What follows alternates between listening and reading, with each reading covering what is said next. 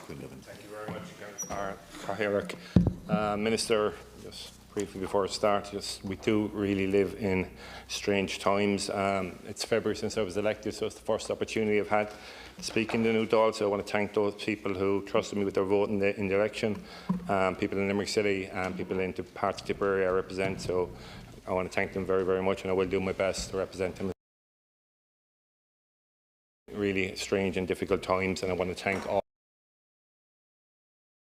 the advice we've given them and done their best to flatten the curve and do their best to make sure that people are safe and lives are saved.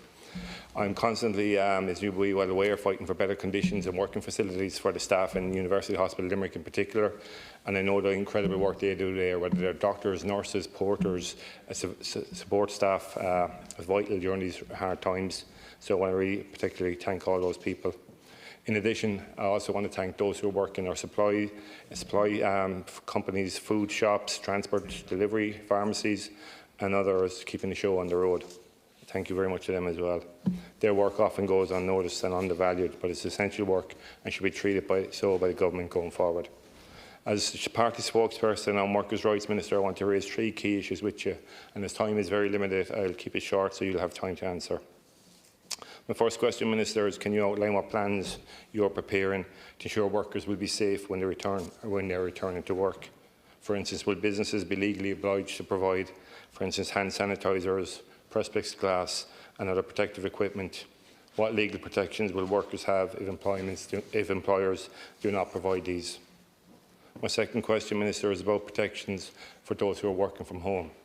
And you'll be aware that it's estimated that approximately 90% of employees are now working from home, and that's according to a survey by irishjobs.ie. And 44% of those surveyed said they are now working longer hours. Many have an additional work load, and others said they're finding it hard to turn off. So we need legislation to govern this area, Minister, as just not during this crisis. This is going to be a change of way. An awful lot of people work. People will find themselves working from home in the future. You know, this is not just a crisis we're going through at the moment. The country has changed, probably the world has changed, and we need to legislate to make sure that we're protecting those workers, to make sure that there's, for instance, that they are right to disconnect law. And can the Minister update me on what the government's position will be on that to protect those workers who will end up working from home? And finally, Minister, my third question is, can you update the House on their plans to introduce a living wage as set out in your joint document with Fianna Fáil? You will be aware, Minister, that I raised this issue on the living wage with you for a number of years, and with your predecessors who sat in that chair.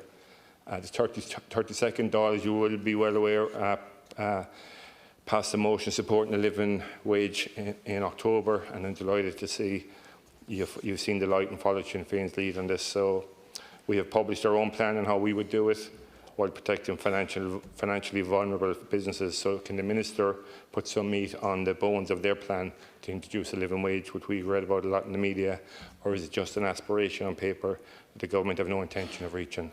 So, Minister, that's 3 questions there. You might answer them now, or if not, if you don't, you might send me a written response. Or my God.